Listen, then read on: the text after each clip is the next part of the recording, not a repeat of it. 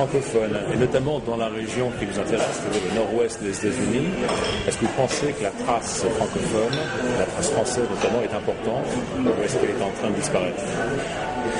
Je n'irai pas dans ce sens. Ce qui nous intéresse, c'est d'abord de dire, voilà, nous avons fait un constat. Le constat, c'est que des héritages francophones, il y en a de nombreux et vivants, alors que les francophones qui sont relativement peu nombreux aux États-Unis, on pense environ 2 millions, qu'ils soient natifs, n'est-ce pas, ou qu'ils soient venus plus récemment par l'immigration, sont des francophones qui ont tendance à être soit éparpillés, à ne pas se regrouper comme d'autres, et nous disons très souvent, ils sont invisibles. Que nous avons souhaité appeler promouvoir la francophonie américaine, mais qui se passe à l'occasion de la sortie d'un livre que nous publions avec des collègues à Yale University Press, et qui s'appelle Héritage francophone, au pluriel, : enquête interculturelle. Visibilité, n'est-ce pas, assez francophone. Pour une raison que je vais expliquer aussi, c'est que non seulement il faut qu'ils puissent faire valoir la francophonie, dont ils sont en général extrêmement fiers, c'est aussi donner un signal très, très puissant aux étudiants de français dans ce pays que de leur dire, vous savez, nous y croyons, parce que voilà, c'est nous-mêmes, nous savons que nous pouvons en être fiers, et si vous apprenez le français, au fait, c'est pour ça aussi, c'est pour faire partie de ce club francophone. Or, ce club francophone, encore une fois, il est très bien représenté. Si vous regardez autour de vous, nous disons aux étudiants, vous verrez qu'il y a toujours une ou un francophone. Alors, ce ne sont pas des grandes communautés, mais il faut aller au-devant des francophones. C'est le grand défi, en quelque sorte. Et c'est pour ça que nous avons fait ce livre, pour essayer de dire ces deux choses, c'est-à-dire les francophones sont peut-être invisibles, mais attention, ils sont appuyés sur des héritages qui sont extrêmement forts et ils en sont fiers. Deuxièmement, si vous pouvez aller vers eux, vous verrez qu'effectivement, il faut faire valoir ces héritages, mais deuxièmement, faire valoir ces héritages, c'est aussi vous valoriser à vous qui apprenez le français. Vous avez parlé de la culture, enfin l'empreinte de la culture française aux États-Unis. Est-ce qu'il y a des domaines dans lesquels la culture française est plus prégnante, plus présente que dans d'autres? Est-ce que c'est le cinéma? Est-ce que c'est la musique? Est-ce que vous constatez en fait une influence culturelle française plus forte dans certains domaines que dans d'autres?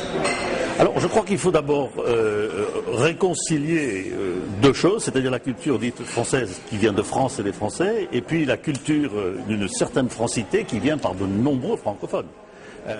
Vous avez, bien sûr, c'est un ensemble de choses, au milieu desquelles se trouve quand même le facteur commun, c'est ce que nous appelons, nous, la francité, c'est-à-dire ce caractère qu'avait défini Senghor lui-même, n'est-ce pas, quand il parlait de... c'est le fait français, si vous voulez, ça existe, c'est ce qui, en fait, sous-tend la francophonie, c'est notre valeur commune, sur laquelle toutes nos cultures, et forcément la langue que nous parlons, même avec ses diversités, sont empreintes.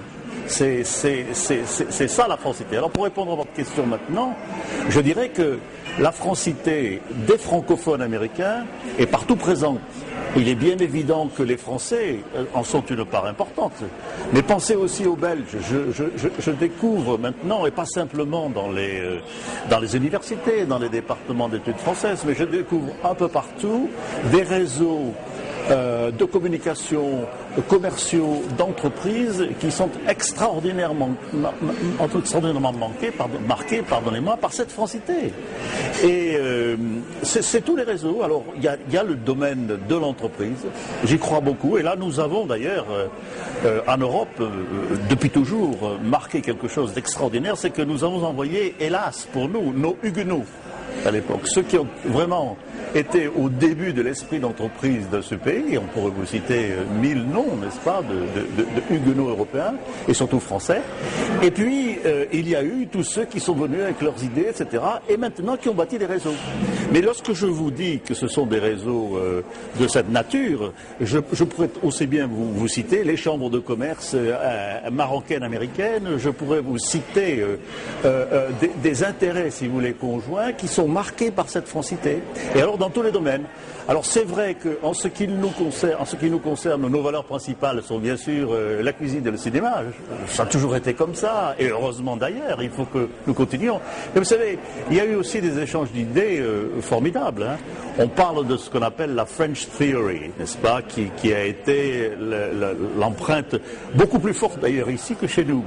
Des philosophes français, surtout depuis la Deuxième Guerre mondiale, qui ont été étudiés un peu partout. Alors si vous voyez Berkeley, bien sûr, si vous voyez aussi Stanford, si vous voyez de l'autre côté tout ce qui a été Columbia, New York University ou John Hopkins à Baltimore, eh bien vous avez cette présence intellectuelle. Il n'y a pas simplement que... Et ça, si vous voulez, ça n'est pas folklorique, comme on tendance à le faire croire. Mais pas du tout, parce que ce sont des valeurs profondes. Tout aussi bien que, j'allais dire, l'africanité de certaines musiques, ou la créolité de certaines choses, vous savez, qui sont empreintes de francité déjà, et reconnues comme telles. Une vision assez optimiste, assez moderne, finalement, de l'empreinte française, de la francité aux États-Unis. Est-ce que malgré tout, vous n'avez pas l'impression qu'il y a une vision quelquefois un peu caricaturale de la France, en tout cas, ou de la francité, je ne sais pas quel terme utiliser? La France, très souvent, pour les Américains, se résume justement à sa cuisine, ou à une certaine conception du cinéma, peut-être du cinéma d'auteur, un cinéma qui n'est pas adressé à un large public. Enfin, on est un peu dans le cliché, sans doute, dans ce que je dis, mais est-ce que malgré tout, c'est pas quelque chose qui reste un peu présent au sein des esprits américains? La France, un peu le pays des années 50, plus que le pays des années 2000 à 2010. Alors, comme vous dites, je suis peut-être optimiste, mais je ne crois pas que ce soit le cas, parce que je crois que tous les Américains qui s'intéressent précisément à cette francité, aux francophones, et singulièrement aux Français, sont à la recherche de ce qui peut, pour eux, constituer une valeur, quelque chose qu'ils pourraient, alors non pas adopter, mais au moins fréquenter.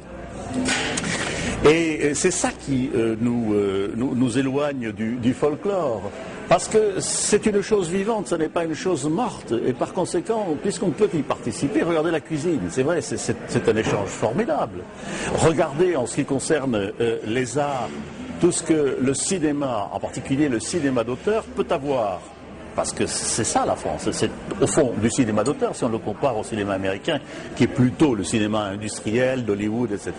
Mais si vous demandez, et si vous voyez les échanges qu'il peut y avoir entre les auteurs, regardez récemment, n'est-ce pas, le président de la République vient de décorer comme commandeur de la Légion d'honneur Clint Eastwood. Mais il y a une raison, c'est qu'il y a, si vous voulez, une double reconnaissance des Français pour ce genre de cinéma qui vraiment représente leur vue de l'Amérique telle qu'ils pensent qu'elle serait. Et de l'autre côté, vous avez effectivement des Américains qui se disent, mais pourquoi, au fond, décore-t-on Clint Eastwood? Regardez les chefs en cuisine aussi. Je veux dire, il n'y a rien de plus formidable que les échanges qu'on puisse avoir. Sachant que nous, de notre côté, vous savez, quand on a adopté des modes de cuisine comme la cuisine légère, etc., qu'on a essayé d'adopter à celle du terroir même, ce sont des choses qui participaient d'une fusion. Alors, pas avec les États-Unis dans ce cas, voire, mais enfin, c'est quelque chose qui résulte d'un échange. Alors, c'est là-dessus que nous nous retrouvons aussi aux États-Unis. Est-ce que, d'un autre côté, enfin à l'opposé, est-ce que le français n'est pas considéré de plus en plus comme une langue de l'élite? En tout cas, ici, aux États-Unis. Alors, les Américains aiment la France, ils l'aiment pour sa culture, etc., mais ils conçoivent le français non pas comme une langue vernaculaire, mais comme une langue un peu qui est destinée à donner l'impression de certain standing social, en fait. Oui, c'est vrai, elle est souvent considérée comme celle-là, et c'est vrai que on s'aperçoit que l'enseignement, alors surtout dans l'enseignement secondaire, hein, je parle d'enseignement secondaire américain, le français c'est quand même la langue que l'on apprend parce que c'est une certaine forme d'élitisme, c'est une forme d'humanisme attachée aux arts, à la culture, une chose qu'il faut avoir si on veut être civilisé, si je puis dire. Mais vous savez, il en va de même de toutes les langues aux États-Unis. Réfléchissez bien, vous allez voir. Chacune a sa niche, comme on dit aujourd'hui aussi. Et nous, il se trouve que, bon, elle reflète peut-être une aspiration, un imaginaire des Américains qui va plutôt dans ce sens. C'est vrai qu'elle est plus présente dans les écoles privées que dans les écoles publiques. Mais aujourd'hui, grâce à la francophonie, c'est ce que nous voulons faire voir, c'est pas simplement les Français, c'est tous ces francophones, eh bien, on s'apercevra que c'est une langue qui, d'abord, existe, qui qui véhicule les idées qui sont à la fois, j'allais dire, pratiques, populaires, mais aussi peut-être élitistes ou très intellectuelles, mais pas simplement ça. Cette dimension élitiste, si je puis dire, ou élitaire à l'espagnol, qui lui manque. De même que nous devons essayer d'appeler à notre secours la francophonie pour pas précisément qu'un jour on finisse par ne penser qu'il y a une espèce d'élitisme totalement déconnecté du réel. Peut-être un peu ça. Or c'est l'inverse. Nous sommes à la fois extrêmement... Et vous savez, moi je suis très frappé de voir à quel point dans les départements d'études françaises, qui s'appelle d'ailleurs maintenant françaises et francophones en général, vous avez un nombre de collègues qui ne sont pas natifs de France, loin de là, et qui apportent un renouveau en l'enseignement du français qui est extraordinaire. Les Cadiens, les Louisianes, les Acadiens, les Cajuns se sont bien aperçus de ça lorsque le codophile a commencé à réintroduire le français en Louisiane. Il avait disparu. Ce n'était plus le français patrimonial des grands-parents. Il avait disparu. Donc il fallait le réintroduire. Eh bien, qu'est-ce qu'il a fait venir comme professeur? Il a fait venir des professeurs francophones. Si vous allez à Lafayette aujourd'hui, vous allez être entouré, n'est-ce pas, de Belges, de Marocains, et même quelques Vietnamiens, n'est-ce pas? Quel avenir pour la francophonie aujourd'hui? Voulez-vous dire en général ou... En général, peut-être ici particulièrement. Sur la francophonie en général, il est évident qu'aujourd'hui, que la francophonie a pu se structurer, même si c'est une affaire de gouvernement, j'allais dire, essentiellement. Elle est petit à petit devenue partie prenante d'un développement durable, beaucoup plus, je crois, beaucoup plus installé, avec des racines beaucoup plus profondes dans les sociétés du monde, et en particulier les sociétés francophones, bien entendu, qu'on ne le croit. Et il est à peu près sûr que demain, la francophonie vivra non seulement parce qu'elle continuera à être plus ou moins aidée, en tout cas une impulsion politique sera nécessaire, mais la réalité sera sur le terrain. Et cette réalité, elle existe déjà, elle continue à se développer, et en particulier, prenez l'Afrique. Nous disons toujours, l'Afrique, c'est l'avenir de la francophonie.